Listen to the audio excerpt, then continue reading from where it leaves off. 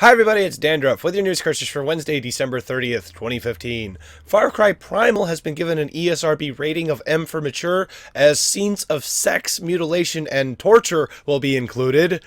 Yipes! There's a rumor going around that Platinum Games is working on a Teenage Mutant Ninja Turtles game, and this leaked artwork is further proof of that, so let's all hope together.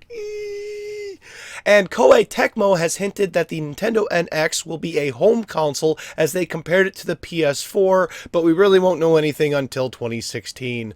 Only one more episode left in the year after today, so get ready for what's on today's news cartridge.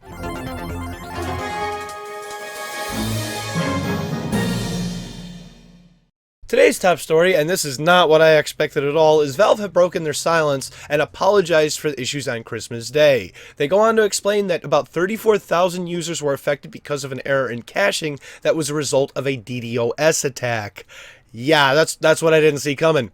In the statement posted on the Steam forums, they say that on December 25th between 11:50 a.m. Pacific Standard Time and 1:20 p.m. Pacific Standard Time, traffic to the store had increased 2,000% over the average. And during this time, if you visited any pages that included your personal information, including your Steam profile or buying a game, that was the criteria that your information could possibly be seen by someone else. Again, because of this error in caching.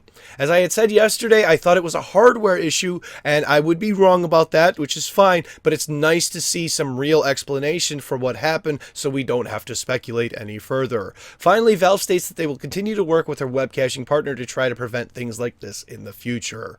Now, while DDoS attacks cannot be avoided or prevented, they can be mitigated with nothing gained from the attacker. The upcoming VR headset, the Oculus Rift, will actually include a game along with it. It's a platformer called Lucky's Tale, featuring a lovable little fox with a big bushy tail, and it actually looks like a pretty good game. I personally don't think that a platformer would be my first choice for playing a VR game. It would be something like a space flight dogfighter simulator, to be completely honest. And I think a lot of people would agree, but different genre, just not a platformer. Not a platformer. Coincidentally named, Oculus VR founder Palmer Luckey has said that they believed that this was an opportunity for platformers in VR, but it wasn't until playing Lucky Tale that they truly realized the potential to change people's view of this genre of gaming forever. After looking at this trailer too, it's bright, it's colorful, it looks like a typical platformer, and it looks like it could be fun. As you can see, it has an over-the-shoulder view that also appears to be on rails to follow Lucky quite smoothly. It's definitely changed my mind on what a VR game can be, so leave a comment down below if you want to see a game be remade in VR. For me personally, Metroid Prime VR, and then Kerbal Space Program. Here's one that's a little different for our quick spot of the day. Steel Assault is a retro-inspired side-scroller that was asking for $8,000 US on Kickstarter and achieved its goal with 8,706. The developer then decided to change the art style, going from an 8-bit inspired to more of a 16-bit style, and in my opinion, it added much needed depth, color, contrast, you name it. So because of this decision, a refund is actually being offered because the product that's being delivered is not the one that was originally promised. Personally, I think this was a great decision, both artistically and on the business side, because it gives better scope to the scene, allowing you to see more of the ruined city that the game takes place in, as well as just says, honestly, hey, we're not giving you what we originally promised, but here's what we think is better. Most people on Kickstarter seem to be fine with the change, but what do you think? Do you like the old 8-bit style, or do you like the new 16-bit style? Leave your comment below.